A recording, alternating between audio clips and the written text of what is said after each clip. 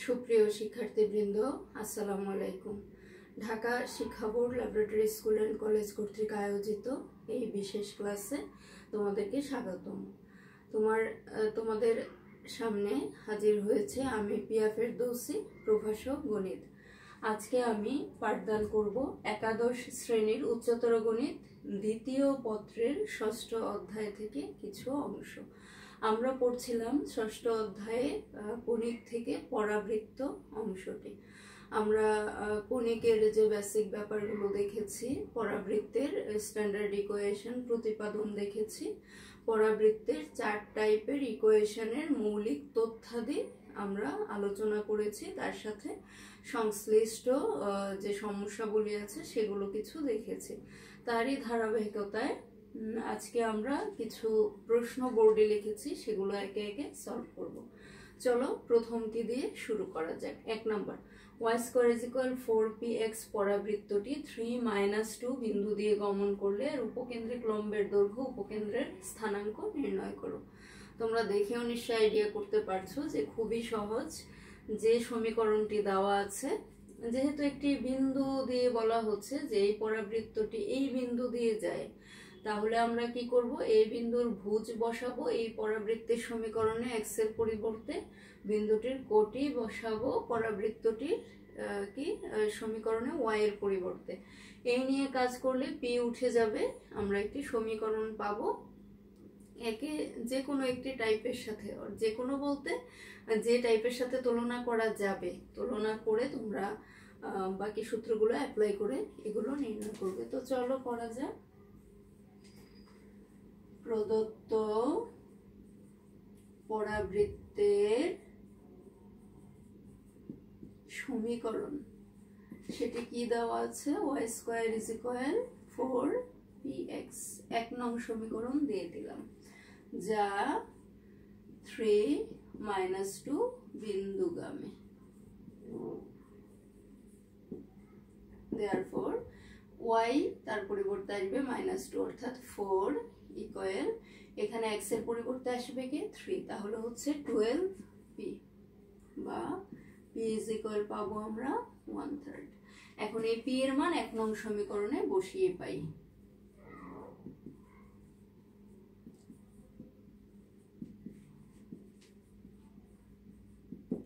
কি পাবো, y² = 4 × 1/3 x। ওকে, তো এখন তোমরা একটি লাইন লিখতে পারো যে একে পরাবৃত্তের সমীকরণ y² = 4ax এর সাথে তুলনা করে পাই। এটি টাইপ 1। এখান থেকে এই লাইনটা লেখার পরে কি পাবো, a = 1/3। ঠিক আছে, যখন a এর মান হাতে চলে আসলো, যা যা আছে নির্ণয় করা যায়। therefore উপকেন্দ্রিক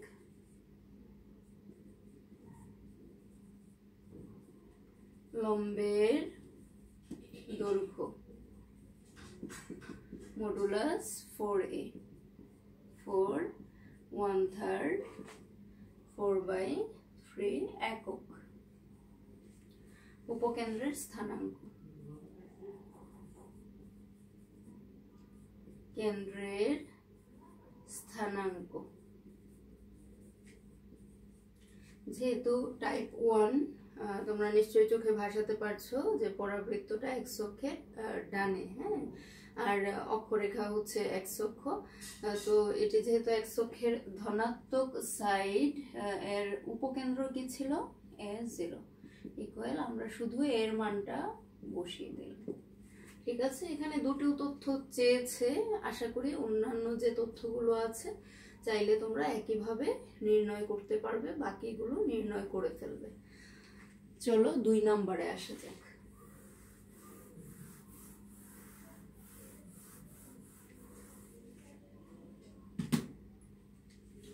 2 নম্বর কি বলছে, y² = 16x একটি পরাবৃত্তের সমীকরণ। এই পরাবৃত্তের উপরস্থিত কোনো বিন্দুর উপকেন্দ্রিক দূরত্ব 6, ওই বিন্দুর স্থানাঙ্ক নির্ণয় করো।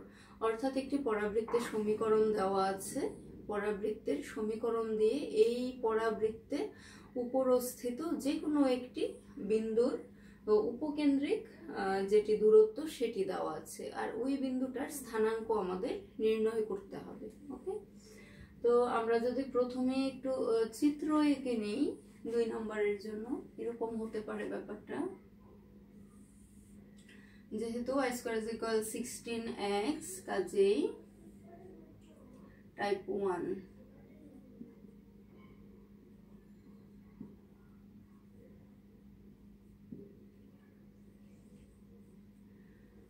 এটিকে দিচ্ছি এ বিন্দু,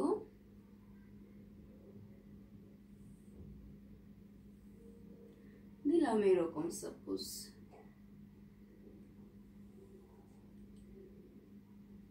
এটি যদি হয় এস, এস এখানে হবে, হ্যাঁ দূরত্বটা সমান, তো এটি ধরছি এস। এটি আমরা মনে করলাম যে কোনো একটি বিন্দু পি, যার স্থানাঙ্ক এক্স ওয়াই।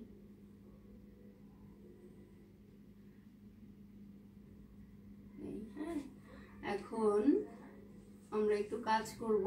এই পি থেকে একটা লম্ব টানলাম এন, আর এখানে হলো এম জেড এম। মোটামুটি যদি এই হয় চিত্র, আমরা প্রথমে তাইলে শুরু করছি 2 নম্বরে, যেটি খেয়াল করো y square is equal 16x, পরাবৃত্তটি সমীকরণ ধরে নাও।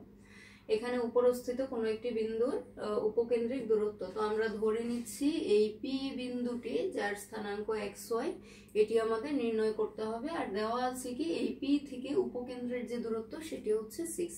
তাহলে এই প্রশ্নের জন্য দুটো তথ্য আমাদের হাতে আছে, একটি হচ্ছে পরাবৃত্তের সমীকরণ, দ্বিতীয়টি হচ্ছে কি পরাবৃত্তের উপরস্থিত যে বিন্দুর স্থানাঙ্ক নির্ণয় করতে হবে, সেটি থেকে উপকেন্দ্রের যে দূরত্ব সেটি। এই দুটি তথ্য ইউজ করে আমরা এই যে বিন্দুটি সেটির স্থানাঙ্ক নির্ণয় করব। ঠিক আছে, তো এই ক্ষেত্রে আমরা লিখি প্রদত্ত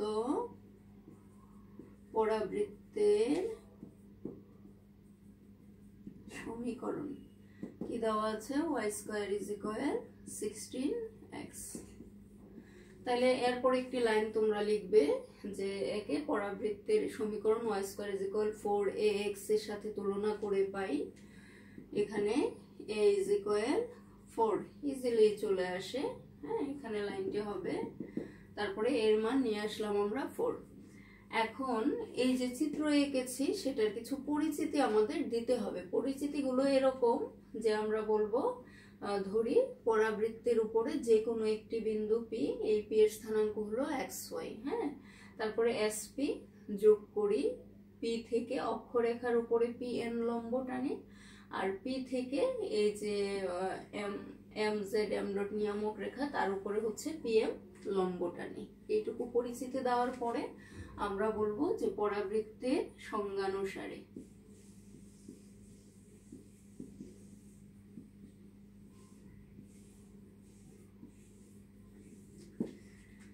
পরাবৃত্তের, আচ্ছা এই রেখাটি সুন্দর করে সোজা করে লম্ব টানবে তোমরা। পরাবৃত্তের সংজ্ঞানুসারে কি বলা যাবে, SP equal P M. SP ঠিক রাখলাম। এখানে খেয়াল করো এই যে পি এম, এইটুকুর পরিবর্তে আমরা কিন্তু জেড এন লিখতে পারি। ওকে, এসপি সমান, এখন আসো জেড এন কে ভেঙে কিভাবে লেখা যাবে, Z A plus A N, Z A plus A N, SP equal. এখন খেয়াল করো জেড এ, এটি যে কথা, এ এস কিন্তু একই কথা। আমরা এটা একদম প্রথম বেসিকটাই ধরেছিলাম যে এই যে শীর্ষবিন্দু এটি থেকে নিয়ামক রেখার আর হচ্ছে উপকেন্দ্রের দূরত্বটুকু সমান। তাহলে জেড এর পরিবর্তে কি লিখলাম, A S plus A N. এবার যা যা দেওয়া আছে আমাদের, আচ্ছা এখানে আরেকটি তথ্য লেখার দরকার ছিল যে দেওয়া আছে এই যে পিএস বা এসপি সেটি কত 6। ওকে, এখন তাহলে এই এসপি এটির পরিবর্তে বসালাম 6। এখন আসো এএস, এএস এর পরিবর্তে কত কি বসানো যাবে, এএস ইজ ইকুয়াল এইটুকু কিন্তু বেসিক্যালি এ অর্থাৎ 4 প্লাস এএন, এই যে এএন এইটুকু এই যে মূল বিন্দু থেকে এই দূরত্ব এটি কিন্তু হচ্ছে ভুজ অর্থাৎ এক্স, বা x ইজ ইকুয়াল কত আসলো 2 চলে আসলো। তাহলে আমরা কাজ করে x এর মান 2 পেয়েছি। এই x এর মানটি আমরা এখন পরাবৃত্তের সমীকরণে বসিয়ে দিব। 1 থেকে কি পাবো, y square is equal 16 into 2e লিখি, বা y ইজ ইকুয়াল কি পেতে পারি প্লাস মাইনাস 4 রুট ওভার 2। ওকে, তাহলে আমাদের যে চেয়েছিল বিন্দুটির স্থানাঙ্ক, অলরেডি x এর মান আমরা পেয়েছি 2 অর্থাৎ ভুজ, আর কোটি পেয়েছি কি প্লাস মাইনাস 4 রুট 2। দেয়ারফর বলে দিব নির্ণেয় বিন্দুটির স্থানাঙ্ক, সেটিকে 2 প্লাস মাইনাস 4 রুট। ওকে, তো এভাবে অনুরূপ অনেক প্রশ্ন পাবে তোমরা।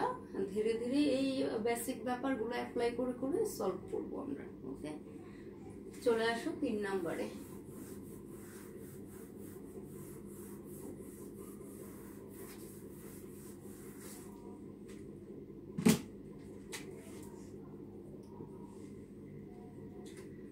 কি বলা, -1 1 উপকেন্দ্র এবং x plus y plus 1 equal 0 নিয়ামক বিশিষ্ট পরাবৃত্তের সমীকরণ নির্ণয় করো। ওকে, এখানে একটি ব্যাপার খেয়াল করো, এতক্ষণ আমরা যা করছিলাম পরাবৃত্তের সমীকরণ দেয়া থাকতো, সেখান থেকে কিছু একটা নির্ণয় করতাম। এখন একটু ভিন্ন প্রসেস, যে তথ্য দেওয়া আছে এই থেকে পরাবৃত্তের সমীকরণ নির্ণয় করতে হবে। তো এই জাতীয় যে উপকেন্দ্র, তোমরা একটু মনে করো, উপকেন্দ্রকে সূচিত করতাম আমরা s দিয়ে নিয়ামক রেখা mz m ডট এরকম। আর যদি p কোনো একটি বিন্দু হয় পরাবৃত্তের উপরস্থ, তাহলে আমরা কি বলতে পারি sp ইকুয়াল pm। এটি কাজে লাগিয়ে বেসিক্যালি পরাবৃত্তের সমীকরণটি নিয়ে আসবো এই প্রশ্নের প্রেক্ষিতে। ওকে, তাহলে আমরা একটু আনুমানিক একটা চিত্র করে নেই। -1 1 উপকেন্দ্র। ওকে,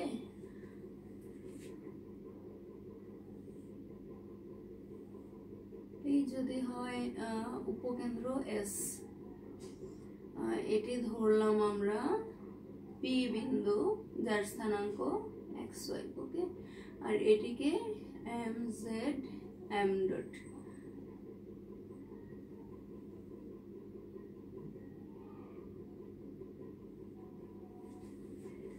মোটামুটি একটা বোঝার জন্য যে একটি পরাবৃত্তের উপরস্থ p একটি বিন্দু, যার স্থানাঙ্ক xy, এখানে s হলো উপকেন্দ্র, mz m ডট হলো কি নিয়ামক রেখা। তো এই ক্ষেত্রে আমাদের পরাবৃত্তের যে বেসিক সংজ্ঞা সেটি ছিল sp ইকুয়াল pm। এভাবে আমরা কাজে লাগিয়ে করব। তাহলে লিখো যে ধরি পরাবৃত্তের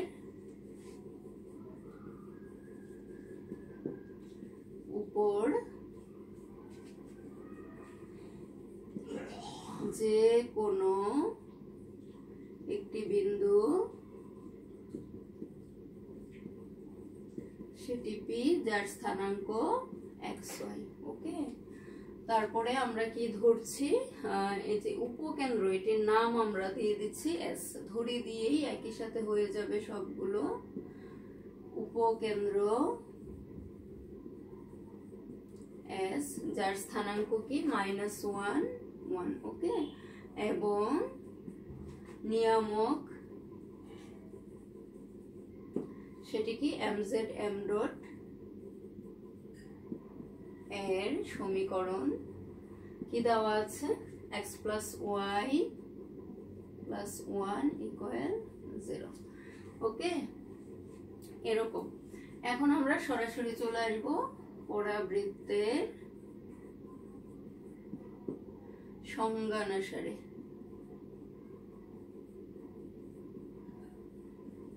কি লেখা যায় বলো, sp ইকুয়াল pm।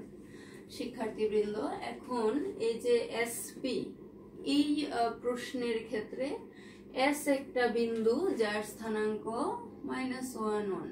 ওকে, আর পি একটি বিন্দু যার স্থানাঙ্ক xy। তাহলে এসপি কি হবে? দুটি বিন্দুর মধ্যবর্তী দূরত্ব নির্ণয়ের যে সূত্র তোমরা শিখে এসছো অলরেডি, সেটি অ্যাপ্লাই করবো। অর্থাৎ রোটোবার ওই যে ভুজদ্বয়ের বিয়োগফল স্কয়ার যোগ কোটিদ্বয়ের বিয়োগফল স্কয়ার। এখন আসো পিএম ব্যাপারটি কি? কোনো একটি বিন্দু থেকে একটি সরল রেখার মধ্যবর্তী যে লম্ব দূরত্ব সেটি। তো এটি কিভাবে নির্ণয় করা আমরা একটু দেখে নিচ্ছি। হ্যাঁ, একটু খেয়াল করো। মনে করো কোনো একটি সরল রেখার সমীকরণ হচ্ছে x by plus c is equal 0। এটি একটি সরল রেখার সমীকরণ, কারণ কি চলক এক্স এবং চলক ওয়াই দুটিরই পাওয়ার 1, পাওয়ার 1 যুক্ত যে সমীকরণ চলকগুলোকে দিয়ে সেগুলোই তো সরল রেখা ইন্ডিকেট করে। তাহলে এই হলো একটি সরল রেখার সমীকরণ। আর একটি বিন্দুর স্থানাঙ্ক আমি নিচ্ছি, সেটি হলো x1 y1। এখন যদি এই বিন্দুটি থেকে এই সরল রেখার লম্ব দূরত্ব নির্ণয় করতে হয়, সেটির সূত্র হবে এরকম। একটা ভগ্নাংশের টান দিব, যেটির লবে হবে পুরো এই সমীকরণটি আমরা লিখব, তবে এখানে x এর পরিবর্তে যে বিন্দু আছে তার ভুজ। অর্থাৎ কি হলো, x এর পরিবর্তে কি লিখব, x1 প্লাস বি ওয়াই দিয়ে y এর পরিবর্তে যে বিন্দু তার কোটি by1 প্লাস সি ঠিক থাকবে। আর হরে হবে কি, রুট ওভার দিয়ে এই যে x এর সহগ তার বর্গ যোগ এই যে y আছে তার সহগ তার বর্গ। ওকে, আমি আরেকবার বলছি, খেয়াল করো। কোনো একটি সরল রেখার সমীকরণ এরকম, কোনো একটি বিন্দুর স্থানাঙ্ক যদি এই হয়, এই বিন্দুটি থেকে এই সরল রেখার লম্ব দূরত্ব নির্ণয়ের সূত্রটি হবে এরকম। যেহেতু লম্ব দূরত্ব মডুলাস দেওয়া হয়, তোমরা এই পুরো সরল রেখাটিতে যে বিন্দু দেওয়া আছে তার ভুজ কোটি অ্যাপ্লাই করে লিখে ফেলবে। যেমন এখানে x এর পরিবর্তে x1, y এর পরিবর্তে y1 প্লাস সি ঠিকই থাকলো। এই গেল লবের ব্যাপার। আর হরে কি আসবে, x এর যে সহগ তার বর্গ প্লাস y এর যে সহগ তার বর্গ। তাহলে এই সূত্র মেনটেন করে আমরা পিএম নির্ণয় করতে পারবো। তাহলে কি দাঁড়ালো, এসপি দুটি বিন্দুর মধ্যবর্তী দূরত্ব, পিএম বিন্দু থেকে কোনো একটি সরল রেখার লম্ব দূরত্ব, যেটির জন্য আমাদের এই নির্ধারিত সূত্র আমরা ইউজ করব। তো চলো কাজে ফেরা যাক, আমরা শুরু করি আবার কাজ করা। এসপি কি লেখা যাবে তাহলে, x প্লাস 1 স্কয়ার, এরপরে কি প্লাস y মাইনাস 1 স্কয়ার। এই পুরোটাতে রুট ওভার, অর্থাৎ ভুজদ্বয়ের বিয়োগফল যোগ কোটিদ্বয়ের বিয়োগফল, এইভাবে বর্গ করে পুরোটাতে বর্গমূল ইকুয়াল। এখন আসো পিএম, এই যে পি বিন্দু এটির স্থানাঙ্ক কি xy, আর এটি হচ্ছে x plus y plus 1 equal 0 এরকম। ঠিক আছে, তাহলে আমরা যদি করি, এখানে xy আছে, কাজে যা আছে তাই হয়ে যাবে, x plus y plus 1 by root over 1 square plus 1 square. Okay, আশা করি বুঝতে পেরেছো। এখন উভয় পক্ষে আমরা একটা বর্গ করে নেব। যদি বর্গ করে নিই, এদিকে কি হয়ে যায়, x square plus 2x plus 1 y square minus 2y plus 1 is equal. আর এই পার্শ্বে যদি বর্গ করা হয় তখন এখানে হয়ে যাবে 2, আর এটি তো হয়ে যাবে স্কয়ার সংক্রান্ত একটা, অর্থাৎ x প্লাস y প্লাস 1 এর হোল স্কয়ার। এটি থেকে করলে আসবে x square plus y square plus 1 2xy 2x plus 2y। ওকে, এখন আমরা আড়াআড়ি গুণ করে নেব। 2x square 4x 2y square minus 4y plus 2 is equal x square y square 1 2xy 2x plus 2। এখন যা আছে সম্পূর্ণরূপে সাইড চেঞ্জ হয়ে যাবে। তাহলে 2x square minus x square থেকে যাবে x স্কয়ার, এটা হলো 2y square minus y square করলে কি হবে, প্লাস y স্কয়ার। ওকে, এখন আসো এই যে 2x, এটিকে আমরা যদি সাইড চেঞ্জ করে ফেলি মাইনাস 2xy। ওকে, মাইনাস 2xy করে নিয়ে আসলাম। এখন আসো যদি 4x এখানে আর মাইনাস 2x হয়, তাহলে থাকবে 2x। x এর পদগুলো হয়ে গেল। এখন আসো -4y -2y -6y, এই y এর টার্ম শেষ। এখন হলো এখানে ধ্রুবক যেগুলো আছে 2 আর 2 4, 4 থেকে যদি 1 যায় +3 = 0। ওকে, এখন যেটা করা যাবে x² - 2xy + y², এটির পরিবর্তে লেখা যাবে x - y² + 2x - 6y + 3 = 0। তো এই হয়ে গেল আমাদের কাঙ্ক্ষিত যে পরাবৃত্তের সমীকরণ। তাই লিখে দিব এটি হলো নির্ণেয় পরাবৃত্তের সমীকরণ। তো পরাবৃত্তের যে বেসিক গুলো আছে তোমরা খেয়াল করেছো, সেগুলো ইউজ করেই কিন্তু মূলত সবগুলো প্রবলেম সলভ করা হয়। তো তোমরা বেসিক তথ্যগুলোকে খুব খেয়াল করে দেখবে এবং আনুষঙ্গিক এরকম প্রবলেম বই থেকে প্র্যাকটিস করবে। ভালো থাকবে সবাই। আজকের ক্লাস এখানেই শেষ করছি। আল্লাহ হাফেজ।